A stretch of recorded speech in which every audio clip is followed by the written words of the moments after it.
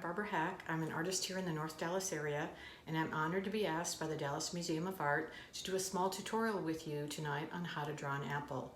There's a few things we'll need to get started first, and that is, number one, you'll need a few pencils. I prefer if you have drawing pencils, some HB to 6B, that would be great. If you don't, a number 2 pencil will be fine. Also, an eraser. If you don't have a kneaded eraser, a kneaded one doesn't leave any shavings behind, but if you don't have that, a regular eraser will do. The third thing is a blender. You can get a small blender like this at any art supply store, but if you don't have that, a Q-tip or possibly a small piece of paper towel. We just avoid using our fingers because we have oils in them. And the fourth but not last thing is paper. You just need a piece of paper to work on. Sketch paper will do, drawing paper will do, even just a piece of computer paper. Just have fun with it. I hope you enjoy. Thanks for joining us. Okay, so to begin drawing an apple, we're going to start with our lightest pencil, and in this case, it's going to be an HB. I'm going to simply look at nothing but angles. Very lightly, finding the direction of the apple. I'm holding the pencil very loosely, keeping my shape just with angles to follow the direction that the apple goes. Very little. I'm drawing very lightly. I hope you can see it. I'll draw a little bit darker, but I want you to keep your lines very light until we get a little more defined in our shape. Now, to give anything to have value, you want changes in value. Value is how dark or light something is. So what we're going to do is we're going to start filling in a little bit when I get the position of where, from here to here, about where my stem will eventually be, but I'm going to start putting in value.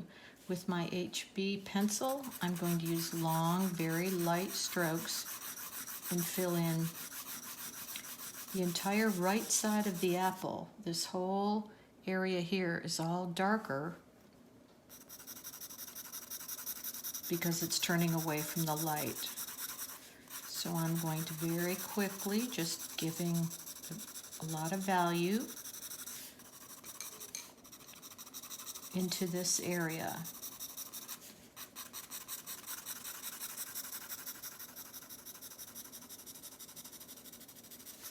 Wherever, see, this is all going to be the darkest part of our apple,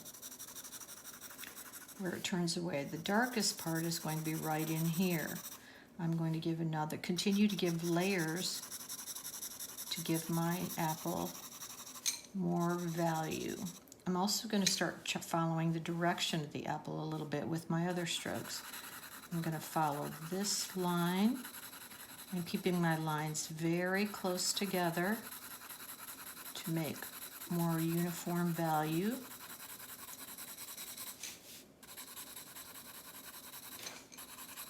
Right now I'm still just building up values in my apple.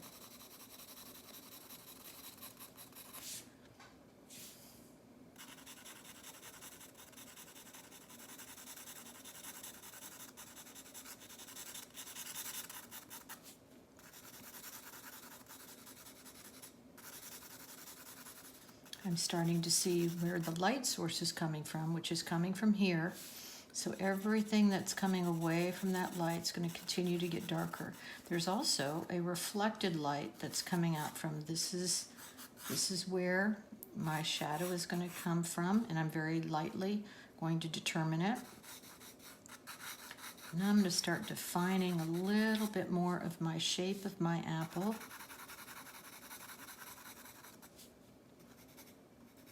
This is where the shadow comes in, so determine that. I'm going to that's a much darker value than my apple. I'm going to very lightly start to define my form a little bit, and if my outside edges change, very simply can be erased.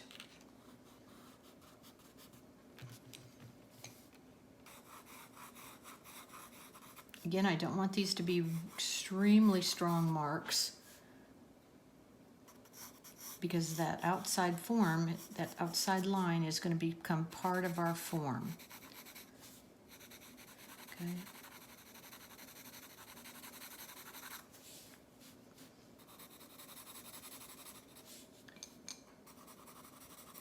Now my lines are going to start following the shape a little bit more. And right through this area, this is where the apple turns away from the light the most and our darkest value is.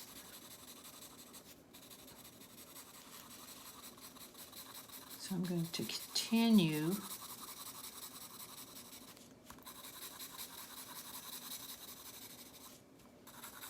to build up my layers.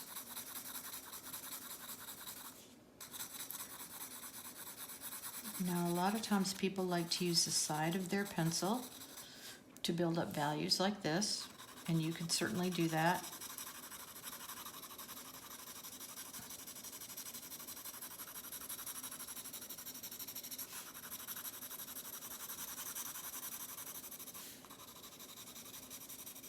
Now I'm switching from an HB. I'm going to get a little bit darker. I'm going to go all the way into a 2B. The 2B is much darker. As the number gets larger, 2B to a 4B to a 6B, those get much darker. So I can build up this area with a little bit more pressure.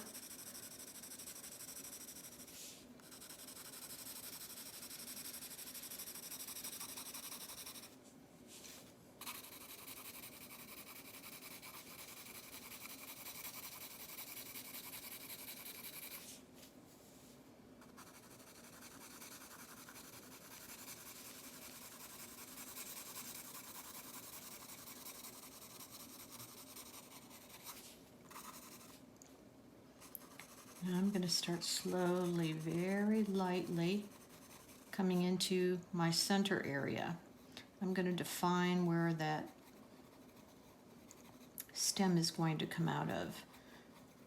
Where this hole exists, where it's turning away from the light, will be darker.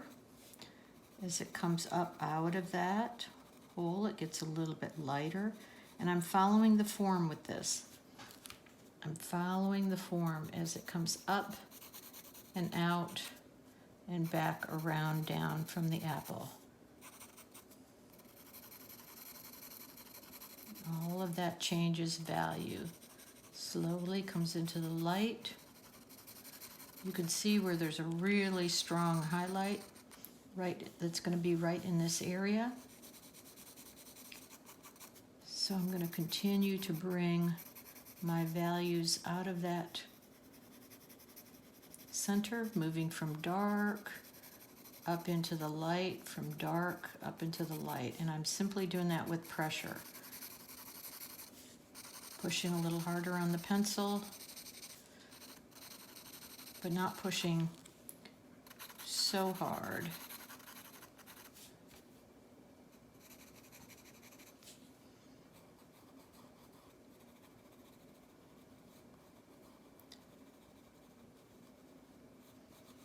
I'm going to lightly, very lightly, put in my stem.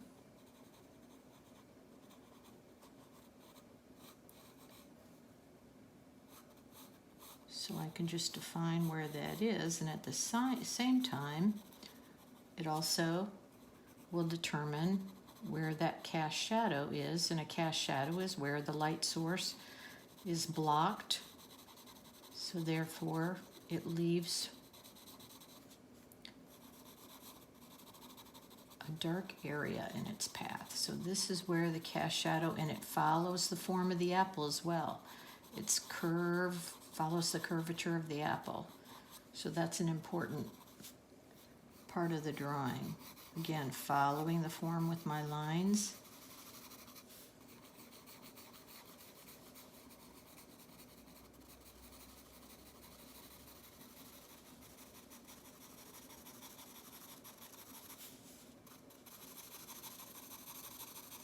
And again, as I go back into that core, And there's some reflected light. So where there's a secondary light source or it's bouncing off the table is considered a reflective light. There's an area right in here. And as I continue to bring up the values, or bring down the values of my apple,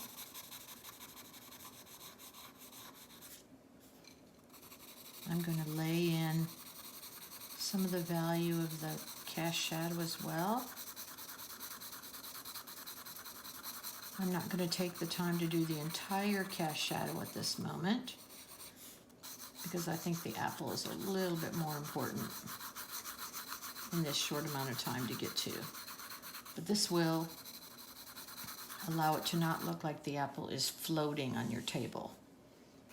So now I'm going to move from the 2B, I'm going to go into a 4B, which is an even darker pencil. And as you can see, I can start really laying in that core, that darker value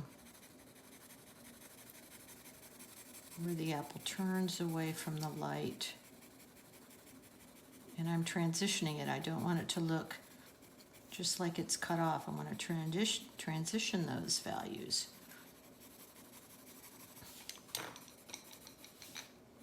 As they soften and come up into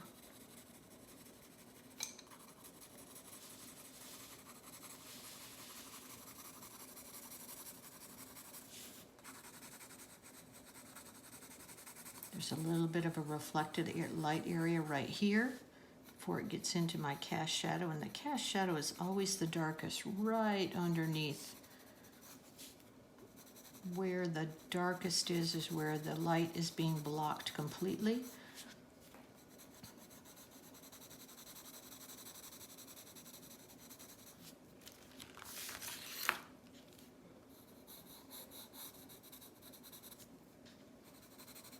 Still defining my shape of my apple as I go along.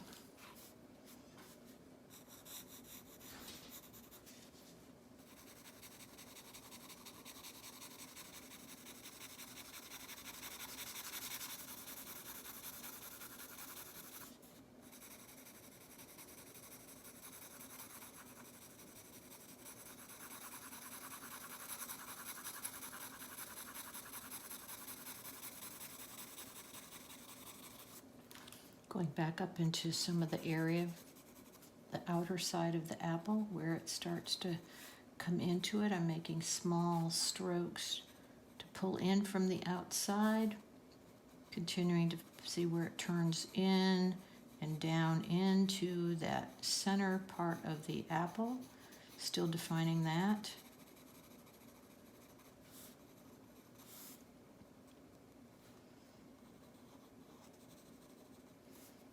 It's very dark where it goes away from the light completely.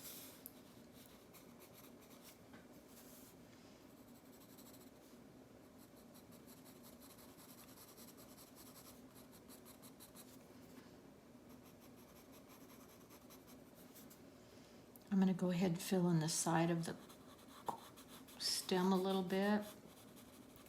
It's going to be darker on one side and slowly lighter on the other because it's turning away from the light. So it has the same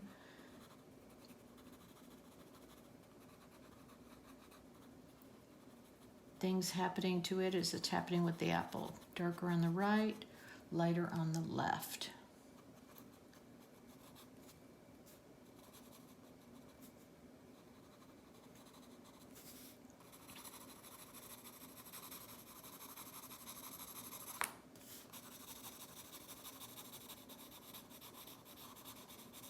Now, I don't recommend ever using your fingers to blend your values together, but you can use a blender, and I don't use it a lot, but for this moment I'm going to take a blender, and some of these areas I can start to just slowly transition these values together. Blending as it comes in, leaving that softer spot. And I'm following the form. I'm still keeping very true to my apple form. I want to feel that roundness, and my lines will determine that. The direction of my lines. As I get up into the lighter area, I start pressing a little softer. Just wanting these areas to transition together, but don't want to eliminate my line completely. Going back into the edges, I can softly bring those in, just very softly. Again, the roundness.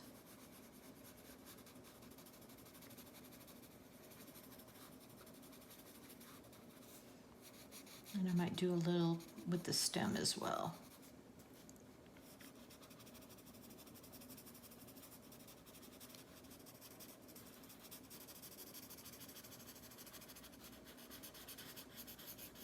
Not only does the apple change shape and round, but it also has some color differentiations. It goes from the reds into the greens, and there's some areas for this demonstration, I'm not going to be too concerned with that. I'm more concerned with making the apple look round. I'm going to smooth out a little bit of the cast shadow for right now.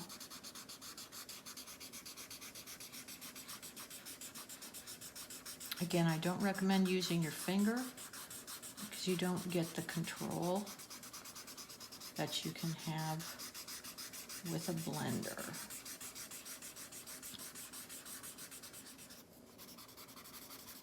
Once I do that, I'm going to go back in with my darker pencil again. I really want this core value where it's turning away from light. I want to see some contrast. It's really great to have as many darks and lights in your drawing. Gives it more drama, gives it more of a feeling of roundness and form. The more values you have, the more interesting it gets.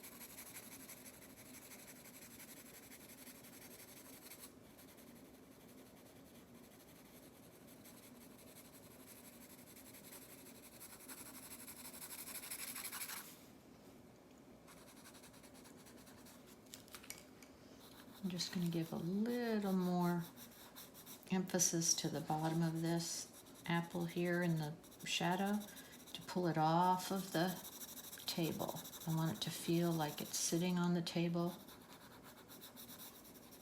not floating above the table.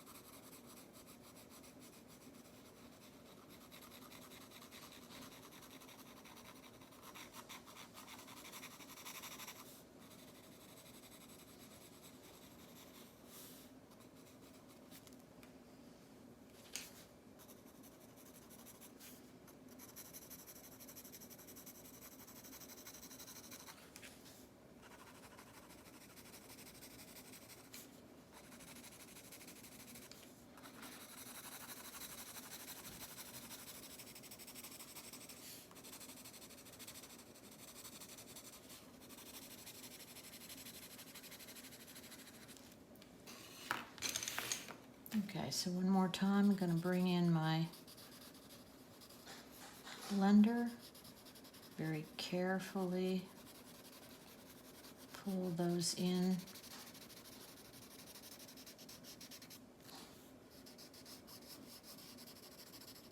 To the sides, pulling them into the center.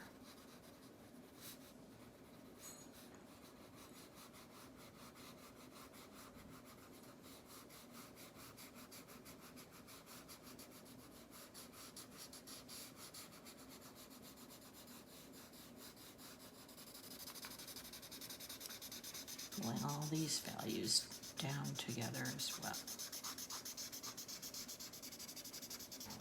This unifies the grouping together a little bit more. Keeps the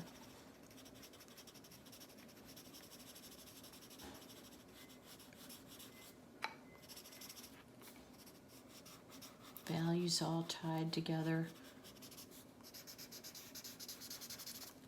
giving you that feeling of form. Again, I'm not going to pay too much attention to the cast shadow, mostly because I don't want to spend that much time on that one, but a shadow in itself will give the feeling of the apple coming off the page, which is a nice, when you get it to and you don't feel like your highlights are as bright as I want them to be, I can pull back through.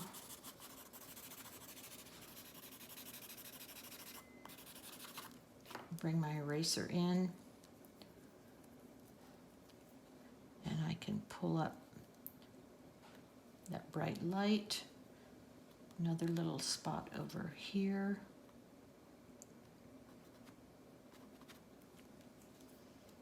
I like there's a little bit of a reflected light over here where I want to bring up, and there's another one here that I can just lift with this eraser to get that feeling. Also, this is where I can define, go back, and where I've come out of the lines a little bit, I can form my, clean up the space around it.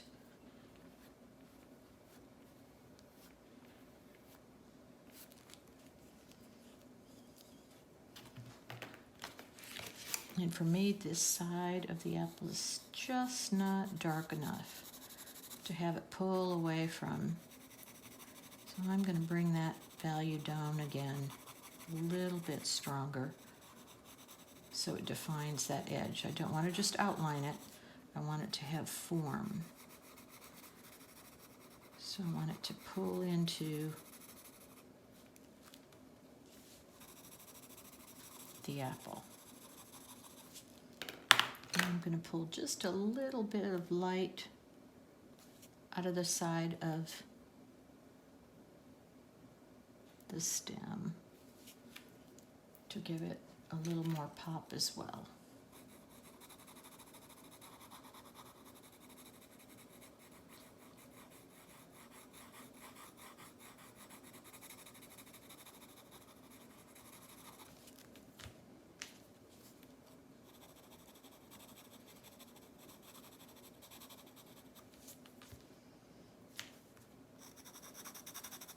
There. I think we've got a fairly good start to an apple.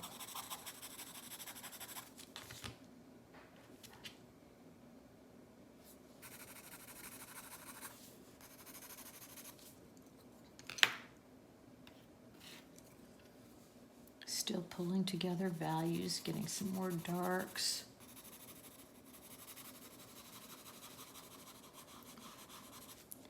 Just still defining my shape a little bit more.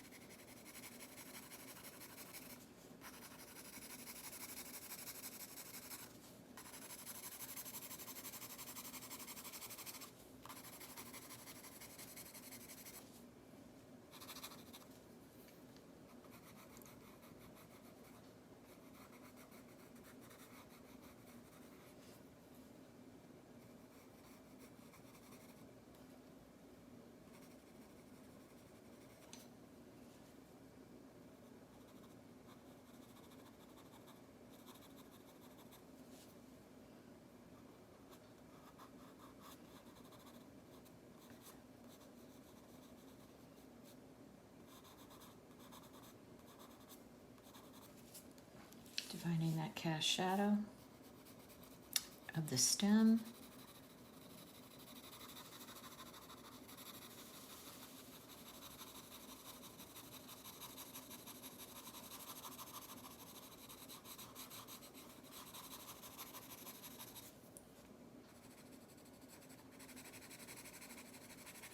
Really wanting to define some of these darks. Again, now I'm using my darkest pencil, but I am controlling my pressure. A little darker, a little softer as I get into the light, but just little tiny edges. And I can see in my highlight here, it's broken up a little bit more than I have it. It's not as defined, but again,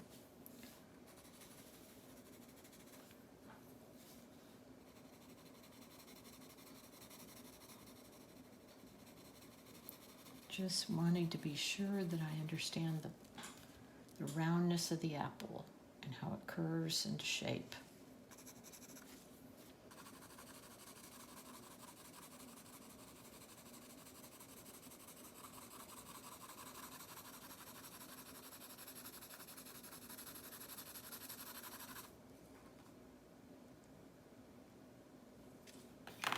There, I think we just have it about right.